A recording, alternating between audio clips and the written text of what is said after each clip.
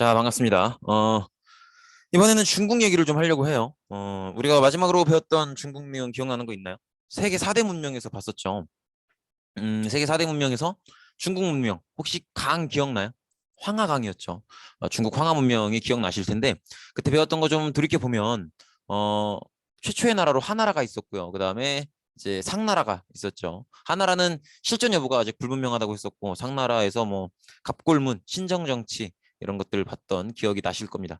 그리고 이제, 주나라로 넘어와서, 주나라의 가장 핵심적인 건 봉건제였죠. 봉건제. 봉건제라는 지방제도, 정치제도. 그래서 봉건제는 뭐예요? 주나라의 영토가 꽤나 넓은데 그중에 수도 인근 지역은 왕이 직접 다스리고 나머지 지역은 아들들이나 친척들을 제후로 임명해서 제후를 보내서 걔들이 알아서 다스리게 하는 이런 방법이 봉건제라고 했었죠. 그래서 봉건제는 그때도 얘기를 했지만 반드시 이게 따라온다 그랬어요. 뭐가 따라온다 그랬을까요? 분열이 따라온다고 했었죠. 왜냐하면 그렇게 아들이나 친척을 제후로 임명해서 보내면 처음에야 뭐 아들이고 친척이고 이러니까 가까우니까 믿을 수 있겠지만 시간이 흐르고 세대가 거듭될수록 아들 때, 손자 때, 증손자 때 이렇게 시간이 흐를수록 관계가 멀어질 수밖에 없단 말이에요. 그러면 점점점 내가 황제를 굳이 따라야 되나? 이런 생각을 하게 되고 그래서 분열이 찾아온다. 이런 얘기를 했던 게 아마 기억이 나실 겁니다. 그래서 그 느낌을 갖고 이번 시간을 시작하시면 될 것 같아요. 주나라는 봉건제를 운영했는데 그 봉건제는 분열이 따라올 수밖에 없다는 거. 그걸 꼭 기억하시고 이번 시간을 시작하면 좋지 않을까 합니다. 그래서 주나라가 위기를 겪습니다. 견융이라는 유목민족이, 그러니까 북방민족이 대규모로 쳐들어오게 돼요. 그래서 주나라를 공격하게 되고, 그래서 주나라가 이 위기 때문에 기존의 수도였던 호경을 버리고 나급이라는 새로운 곳으로 수도를 옮기게 됩니다. 그러니까 사실상 도망간 거예요. 엄청나게 약해진 거죠. 여기서 뭘 느끼셔야 되냐면, 안 그래도 다른 제후들은 중앙과의 관계가 멀어져 있어요. 왕과의 관계가 멀어져 있어서 굳이 따라야 되나? 이런 생각을 하고 있는데 그 주나라가 또 심지어 약해졌단 말이에요. 그러면 제후들이 나 굳이 안 따를래. 뭐하러 약해 빠졌는데 왕을 따라. 이제 뭐 관계도 멀어졌는데 이런 생각을 하게 된다는 거죠. 그래서 주나라가 이렇게 수도를 동쪽으로 나급으로 옮기고 나서 굉장히 주나라가 분열을 하게 됩니다. 그래서 굉장히 여러 개의 나라로 분열을 하게 되고 이 여러 개의 나라들이 서로 다투고 경쟁을 하게 돼요. 이걸 춘추전국 시대라고 해요. 지금도 뭐 예를 들어서 아이돌 춘추전국 시대다 이러면은 굉장히 인기 많은 아이돌들이 어느 특정 아이돌이 엄청 인기가 많아서 원톱을 달리는 게 아니라 이 아이돌 저 아이돌 저 아이돌 막 인기가 엄청 서로가 다 많고 서로 경쟁할 때 그때 뭐 아이돌 춘추전국 시대다 이렇게 얘기하죠. 또 혹은 뭐 우리 동네에 떡볶이집이 딱 하나 있어서 모든 애들이 다 거길 가는 게 아니라 떡볶이집이 되게 한 대여섯 개 많아. 그러면 그 집들이 다 경쟁을 하겠죠. 그러면 우리 동네는 떡볶이 춘추전국 시대야. 뭐 이런 식으로 얘기를 한다는 거죠. 이해되시겠죠? 그래서 이렇게 여러 제후국들이 이제 더 이상 주나라를 따르지 않고 서로 독립한 상태에서 서로 경쟁을 하는 그런 모습이 되는 거죠. 그러면 각 나라들은 내가 쟤네 나라를 이겨야 될 테니까 더 강해지려고 더 발전하려고 노력을 하겠죠. 이렇게 굉장히 여러 개의 나라가 생겼다. 서로 경쟁하는 상황이 됐다. 그러면 서로 전쟁도 많이 할 거고 서로 막 더 발달하려고 강해지려고 노력도 많이 할 거고 그렇게 되겠죠. 이렇게 된 원인이 뭐다? 주나라의 무슨 시스템? 분열을 불러온 봉건제라는 거죠. 이렇게 보시면 되겠고 그래서 아까 얘기했던 것처럼 경쟁이 굉장히 치열해져요. 그래서 각 나라들이 서로 자기네 나라를 더 강하게 만들려고 발전시키려고 노력을 굉장히 많이 합니다. 그래서 이 과정에서 사실 그동안은 주나라 때까지는 청동기를 썼단 말이에요. 근데 점점점 자기네 나라를 발전시키려고 노력을 하면서 새로운 이제 무슨 얘기 하려는지 아시겠죠?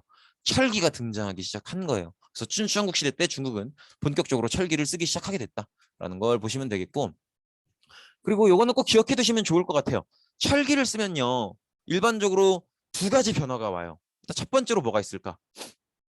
우리 앞전에 세계 4대 문명 배울 때도 세계 4대 문명을 이끌었던 문명들이 보통은 철기를 쓸 줄 아는 민족한테 망했어요. 왜냐면 청동기까지만 썼으니까. 무슨 얘기예요? 철기를 쓰면요. 전투력이 강해진다는 거죠. 청동기보다 철기가 더 단단해요. 그러니까 청동기를 들고 있는 부대와 철기를 들고 있는 부대가 싸우면 거의 90% 이상 철기가 이겨요. 왜냐면 청동기랑 철기랑 땅 하고 부딪히면 청동기가 부러지니까. 이해되시겠죠? 그래서 무조건 전투력이 올라가요. 그러면 일단 전투력이 올라간다는 거 하나. 그다음에 두 번째로 농업 생산력이 올라갑니다. 왜냐면 철기가 단단하다 그랬잖아요. 그리고 철기는요. 또 청동기랑 다르게 만드는 방법만 알면요. 흔하게 만들 수 있어요. 왜냐면 철기를 만드는 방법은 이래요. 돌에 조금씩 보면 철광석이 조금씩 묻어 있어요. 그러니까 돌 보면 이제 길가에서 그런 돌 보신 적 있을 거예요. 돌인데 군데군데가 반짝반짝한 그런 돌 본 적 있을 거예요. 그 반짝반짝한 게 철광석들이에요.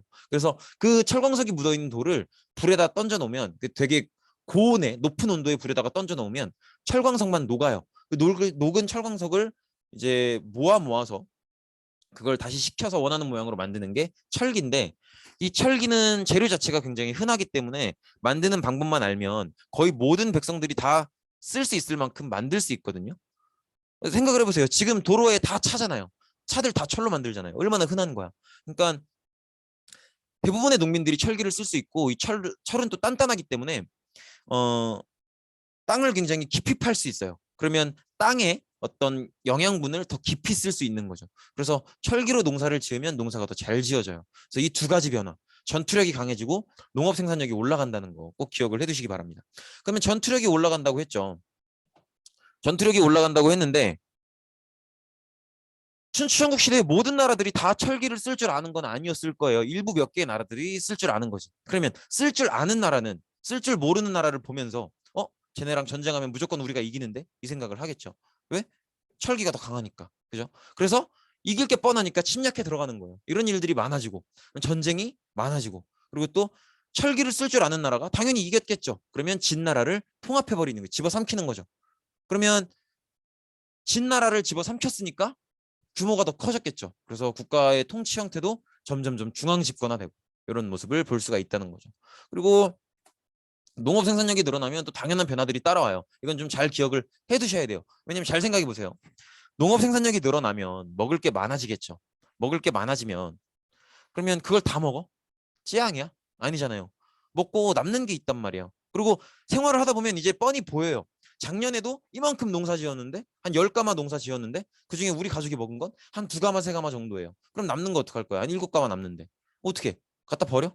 팔아야 될 거 아니에요. 그러면 다음 해가 되면 어차피 이만큼 농사 지으면 한 7가마는 팔게 된다는 건 알아요. 그러면 그 7가마를 들고 미리 어디에 가겠어? 내다 팔려고 시장에 가는 거죠. 이런 식으로 상업이 성장하게 돼요.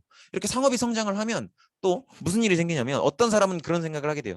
내가 농사를 계속 지을 수도 있겠지만 이렇게 상업이 성장하고 시장이 발달하면 나는 손기술이 좋은데 차라리 내가 농업을 아예 포기하고 농기구나 이런 걸 전문적으로 만드는 사람이 돼볼까? 아니면 나는 아예 전문적으로 물건을 파는 사람이 돼볼까? 이런 생각을 한단 말이에요. 그러니까 공업도 발달하고 상업도 발달하게 되는 거죠. 상업과 공업이 동시에 발달하는 걸 상공업이 발달한다고 해요. 그래서 이렇게 상공업이 활발해지는 그런 모습을 볼 수가 있죠. 그리고 상공업이 발달하고 시장이 발달하니까 그 시장에서 물건을 사기 위해서 써야 되는 화폐가 쓰이기 시작하는 거예요. 그래서 화폐가 사용되게 됐다라는 거 볼 수 있고, 도시화 시장이 발달하고요. 자연스러운 흐름이죠. 그리고 또 아까 얘기했던 것처럼 어떤 사람은 나는 손기술이 좋으니까 농사 짓지 말고 아예 전문적으로 물건을 만들어 볼까? 아니면 나는 전문적으로 장사를 해볼까? 이렇게 직업이 다양화되고 전문화되는 모습을 또 볼 수가 있죠. 그래서 점점점 이제 변화를 하게 되는데, 각 나라들이 서로가 자기네들이 더 강해지려고 노력을 하다 보니까 나라가 강해지려면 어떻게 해야겠어요? 그 안에서 일을 하는 사람들이 유능해야겠죠. 결국 사람이 하는 일이니까. 그래서 원래 그 전에 주나라 때까지만 해도 신분이 굉장히 중요했단 말이에요. 그래서 왕가의 왕족의 신분이면 제후도 할 수 있고, 그리고 뭐 귀족은 돼야 한 자리 할 수 있고 뭐 이런 거였는데, 이제는 각 나라의 사람들이 신분은 중요한 게 아니라는 걸 알게 된 거죠. 능력 있는 사람을 갖다 써야 우리나라가 성장한다는 거. 그래서 사람을 쓸 때 오로지 능력만 봐요. 신분 전혀 필요 없어. 완전 노비 출신이었어도 능력만 있으면 데려다 써요. 심지어 우리나라 출신이 아니어도, 다른 나라 출신이어도 능력만 있으면, 그러면 능력 있는 사람 입장에서는 예를 들어서 우리나라가 나를 신분 때문에 잘 안 써줘. 그럼 우리나라를 떠나는 거예요. 내 능력을 알아봐 주는 곳으로. 이런 식으로. 그래서 각 나라들이 사람을 쓸 때 굉장히 능력만을 보게 됐다. 그래서 능력 있는 사람들이 인정받는 그런 시대가 됐다는 거죠. 사람들이 이 능력을 인정받기 위해서, 대접받기 위해서 굉장히 공부도 많이 하고 열심히 노력을 해요. 그러다 보니까 전반적으로 학문이 발달하게 되고, 그래서 여러 사상과 학파들이 등장을 하게 됩니다. 그래서 이걸 다 모아서 뭐라고 부르냐면 제자백가라고 불러요. 제자백가는 말 자체가 여러 개의 학문, 여러 학자들 이런 의미예요. 그래서 굉장히 다양한 사상과 학자들이 등장을 하게 되는데, 이 제자백가는 사실 10개가 넘어요. 10개가 넘는데 우리는 그중에 가장 중요한 4개 정도만 배울 거예요. 그중에 첫 번째는 뭐냐면 유교예요. 육아. 육아는 공자라는 인물 너무 익숙하게 들어봤을 거예요. 공자, 맹자 뭐 하는. 그 공자가 만든 게 육아인데 육아에서 강조하는 건 예와 덕이에요. 그래서 특히나 얘는 윗사람에게 예의 있게 하는 걸 얘기해요. 그래서 왕에게 충성하고 나의 윗사람에 충성하고 그리고 내 부모님께 내 조상에게 효도하고 이런 것들이 예예요. 그리고 덕은 뭐냐면 덕을 가지고 통치를 해야 된다는 거지. 그러니까 예라는 게 윗사람을 위한 거라면 덕은 아랫사람을 위한 거예요. 그래서 아랫사람이 뭘 좀 잘못하더라도 이해해주고 용서해주고 기다려주고 잘 타일러주고 이런 게 덕이에요. 그래서 예로서 윗사람을 예의 있게 대하고 덕으로서 아랫사람을 품어주고 이런 것들을 강조하고 이런 것들이 잘 이루어지면 국가가 잘 발전할 거라고 봤던 게 공자였던 거죠. 공자예요. 그리고 육아 말고 또 다른 사상이 뭐냐면 법가예요. 법가. 법가는 한비자가 주장했던 건데 요 인물들 주장한 인물들 꼭 다 기억하셔야 돼요.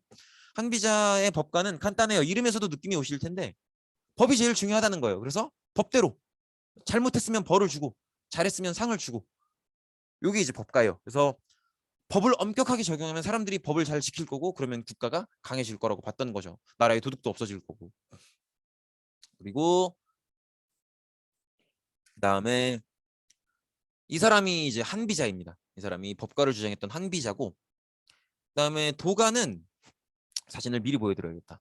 이 사람이 도가를 주장했던 노자라는 사람인데 이 사람과 장자라는 사람과 더불어서 도가를 주장하게 됩니다. 도덕경이라는 책을 썼었는데 저도 읽었는데 이 뭐 책 제목을 알아달라는 건 아니고 노자만 기억하시면 되는데 도덕경은 읽으면 마음이 편안해져요. 왜냐면 노자가 주장했던 도가는 이런 거예요. 제가 지금부터 도가를 한번 설명해 볼게요.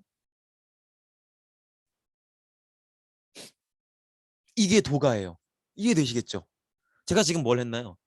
아무 말도 안 했잖아요. 갑자기 영상이 잘못된 건가 이런 생각을 하시는 분들도 있었을 것 같은데 사실 저는 아무 말도 안 했지만 그렇다고 아무 일이 안 벌어진 게 아니죠. 바람이 불고 그죠? 햇살이 비추고 또 제 몸 안에서도 저는 아무 말 안 했지만 그죠? 숨을 쉬고 있었고 심장이 뛰고 있었고 피가 흐르고 있었고 다 흘러가고 있단 말이에요. 무언가가. 이해되시겠죠? 그러니까 도가가 하는 얘기는 뭐냐면 인간이 억지로 뭘 하지 않아도 자연 그대로 알아서 흘러가고 있으니까 억지로 뭘 하지 말자는 거예요. 그게 노자의 주장이고 그게 도가의 주장이에요. 이런 주장을 했던 게 노자라는 사람이고 이 학문이 도가라는 거죠. 그래서 사실 도가는 다른 사상들이랑 다르게 내 능력을 인정받고자 했던 주장이 아니에요. 그래서 그냥 춘추전국 시대가 시작되고 여러 개의 나라로 나뉘고 나서 너무들 싸우니까 그럼 왜 싸우느냐? 그러면 저 나라의 땅을 빼앗아서 더 넓게 땅을 만들고 싶다라고 하는 욕심이 있으니까 싸우는 건데 그런 욕심을 버리자는 거죠. 억지로 뭘 하지 말고 자연스럽게 자연이 흘러가는 대로 그냥 지내자. 나라도 굳이 클 필요가 없다. 조그마한 나라에서 얼마 안 되는 사람들끼리 그냥 소박하게 살면 된다. 요게 이제 노자가 주장했던 거예요. 그다음에 마지막으로 묵가. 묵가는 묵자라는 인물이 주장했어요. 이 인물인데 묵자는 차별 없는 사랑, 평등을 주장했어요. 이 얘기를 들으셨으면 묵자가 누구를 비판했겠다라는 생각이 드실 거예요. 누굴 비판했을까요? 공자, 유가를 비판했습니다. 왜냐하면 공자의 육아는 아예 윗사람 아랫사람을 설정해 두죠. 그래서 윗사람에게 충성, 효 이렇게 예를 지킬 것을 강조하고 또 윗사람도 아랫사람에게 덕 있게 행동할 것을 강조하죠.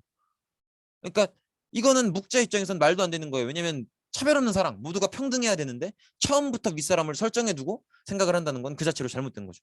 그렇기 때문에 유교를 비판했다는 거 꼭 기억을 해두시기 바랍니다. 그래서 지금 보고 계신 거 사상 이름, 그 사상을 주장했던 사람 이름 꼭 기억해 두셔야 돼요. 그래서 이런 여러 개의 사상들이 등장을 하면서 정치 질서, 사회 규범 이런 것들을 논의했었고 그래서 춘추전국 시대 이후에 사회 혼란을 바로잡으려고 노력했었다라는 거 이렇게 보시면 되겠죠. 그래서 육아의 예와 덕을 강조했었던 공자, 그다음에 법가의 법을 강조했었던 한비자, 그다음에 도가의 자연스러움을 강조했었던 노자, 그다음에 묵가 이제 차별 없는 사랑, 평등을 강조하고 위아래를 설정했던 유교를 비판했었던 묵자 이렇게 꼭 기억을 해두시면 좋겠습니다. 어쨌든 여러 개의 나라로 나눠져 있는 상황이니까 언젠가는 통일이 돼야겠죠. 그래서 통일이 됐던 게 진나라에 의해서 통일이 됩니다. 지금 중국이 영어로 혹시 뭔지 알아요? 차이나죠, 차이나. 근데 이 차이나가 저 A 빼고 읽으면 친이잖아요. 진이라는 나라에서 이 진이라는 말에서 지금의 차이나가 온 거예요. 이해되시겠죠? 그래서 춘추전국 시대를 통일했던 나라는 진나라고요. 진나라는 전국 칠흥 중에 하나였는데 전국 칠흥이라고 하는 건 뭐냐면 처음에 춘추전국 시대로 갈라졌을 때 굉장히 여러 개의 나라로 갈라지게 되는데, 네, 그 중에 가장 강력한 7개의 나라가 다른 나라들을 집어삼키게 돼요. 그 7개의 나라가 전국 칠흥이에요. 근데 뭐 물론 이 7개의 나라를 다 외우라는 건 절대 아니에요. 이 지도에 어디에 어느 나라가 있고 모르셔도 괜찮아요. 진나라만 아시면 돼요. 근데 결국은 진나라가 통일하는 거니까 이해되시겠죠? 그래서 여기 있는 진나라가 전국을 통일하게 됩니다. 근데 진나라가 통일할 수 있었던 건, 진나라는 앞서 봤었던 여러 개의 제자백과 사상 중에서 법가를 선택했어요. 그래서 법가를 선택해서 이 법가를 바탕으로 여러 가지 개혁들을 하게 됩니다. 그래서 이 법가를 바탕으로 중국을 통일하게 됐는데, 국가가 법가를 적용하잖아요. 그러면 강해질 수밖에 없어요. 왜냐하면 저는 이건 피부로 겪었어요. 그러니까 이런 거예요. 제가 원래는 저는 공부를 잘 하던 사람이 아니었어요. 잘 못하는 사람이었어요. 근데 제가 저 때는 수능이 500점 만점이었거든요. 근데 제가 고등학교 2학년 올라갈 때까지만 해도 250점을 못 넘겼어요. 그러니까 100점 만점 치면 50점도 못 하는 거죠. 그랬는데 저희 고2 담임 선생님이 진짜 무서운 분이셔서, 어, 너네들은 고2 때부터 수능을 준비해야 되고, 그렇기 때문에 어, 지금부턴 수능 모의고사를 보면 500점 만점을 기준으로 1점에 한 대씩 때리겠다. 그러니까 300점을 맞았으면 200대를 맞는 거예요. 근데 나는 250점도 못 맞는 애란 말이야. 그러니까 모의고사를 되게 자주 보거든요. 근데 볼 때마다 200대 넘게 맞았어요. 그러니까 미치겠는 거예요. 근데 그게 법인 거지. 1점에 한 대씩 때리겠다. 근데 법가가 아까 얘기했다시피 잘하면 상을 주고 못하면 벌을 주는 그런 법가의 체제란 말이에요. 그러니까 제 입장에서는 그게 법이 돼 버렸으니까 여기에 적응하려면 엄청나게 공부를 해야 되는 거예요. 그래서 그때 제가 원래 고2 때 첫 모의고사를 240 몇 점을 맞았는데, 고2 마지막 모의고사를 410 몇 점을 맞았어요. 그러니까 엄청나게 점수가 뛴 거죠. 그래서 그런 것처럼 법과는 하면 무조건 성과가 나요. 법과의 핵심은 신상필벌이거든. 잘하면 상을 주고 못하면 벌을 주고. 그러니까 사람들이 벌을 안 받기 위해서 엄청나게 노력할 수밖에 없고, 사람들의 노력이 모이니까 국가가 강해질 수밖에 없죠. 이 힘을 바탕으로 통일을 하게 된 거죠. 그래서 법가를 중심으로 결국엔 통일에 성공을 하게 됐고, 그렇기 때문에 그동안은 각 나라의 왕들이 스스로를 왕이라고 불렀어요. 근데 이 진시 황제는 나는 전국을 통일했으니까 나는 일반적인 왕과는 다르다. 클래스가 다르다. 나는 황제다라고 스스로를 부르게 된 거죠. 이게 중국 역사상 처음 황제가 나온 거예요. 그래서 나는 황제라는 칭호를 시작한 사람이다라고 해서 시황제라고 부르게 되는 거죠. 그래서 이 사람이 시황제입니다. 이렇게. 내가 첫 번째 황제다. 중국 역사상 누군가를 황제로 부른 첫 번째 사람이 이 시황제예요. 그렇기 때문에 황제라는 표현을 시작한다라고 해서 시황제예요. 그래서 진나라의 황제라는 표현을 시작한 사람이라고 해서 진시황제라고 부르는 거죠. 이렇게 보시면 되겠고, 이제 국가를 통일을 했으니까 이제 통치를 해나가야겠죠. 근데 주나라 때는 지방제도가 정치제도가 봉건제였죠. 근데 봉건제 때문에 분열이 왔잖아요. 시황제가 봤을 때는 봉건제는 잘못된 제도인 거예요. 그렇기 때문에 봉건제는 안 되고, 그래서 새롭게 적용한 제도가 군현제예요. 봉건제와 군현제는 어떻게 다르냐면, 봉건제는요, 내 친척들을 제후로 임명해서 파견한 다음에 알아서 다스리게 하죠. 근데 군현제는 내 부하들을 관리로서 파견해요. 그 다음에 알아서 다스리는 게 아니라 황제의 명령을 받아서 다스리게 해요. 이해되시겠죠? 그리고 황제의 명령을 따르지 않으면 잘라버리고. 그러니까 군현제는 황제의 명령이 지방마다 쏙쏙들이 다 들어가는 거죠. 이렇게 되면 황제가 해야 되는 일의 양이 엄청나게 많아져요. 하지만 일의 양이 많아지더라도 분열되는 것보다는 낫다는 거지. 그렇기 때문에 군현제를 적용하게 됩니다. 그래서 군현제를 실시한다는 건 과거의 주나라의 봉건제를 비판한다는 걸 의미해요. 그래서 봉건제 때처럼 제후를 보내서 알아서 다스리게 하는 게 아니라 군현제를 실시해서 자기 부하를 관리로 보내고 자기 명령에 맞게 다스리게 하고, 그걸 어기면 자르는, 처벌하는 그런 식으로 군현제를 실시했다라는 거 보시면 되겠고, 그다음에 문자와 도량형, 화폐를 통일하게 됐는데, 통일 이전엔 여러 개의 나라였잖아요. 그렇기 때문에 똑같은 한자라도 모양이 조금씩 달라요. 근데 이걸 하나로 통일을 했다는 얘기고요. 화폐도 마찬가지예요. 각 나라마다 쓰는 화폐가 조금씩 달랐는데 그걸 통일했다는 얘기예요. 그리고 도량형은 측정의 단위를 얘기해요. 그래서 길이의 단위, 몇 센치 몇 센치 하는 게 도고요. 그다음에 량은 무게의 단위예요. 지금의 몇 킬로그램 하는. 그다음에 형은 부피의 단위고. 근데 이런 것들을 통일했다는 건데, 이걸 왜 통일하냐면 사실 상거래를 편안하게 하도록 하기 위해서요. 그러니까 쉽게 생각하면 이런 거예요. 예를 들어서 제가 고깃집에 가서 고기를 사려고 해요. 근데 그 고깃집이 통일되기 전에는 그 고깃집 사장님이 나랑 다른 나라 사람이었어. 근데 통일이 돼서 이제 진나라, 하나의 나라가 된 거죠. 그래서 고기를 사러 갔는데 아저씨 고기 1kg만 주세요. 이렇게 얘기를 했는데 아저씨가 저희는 1kg라는 단위는 모르고 다른 단위를 쓰는데요.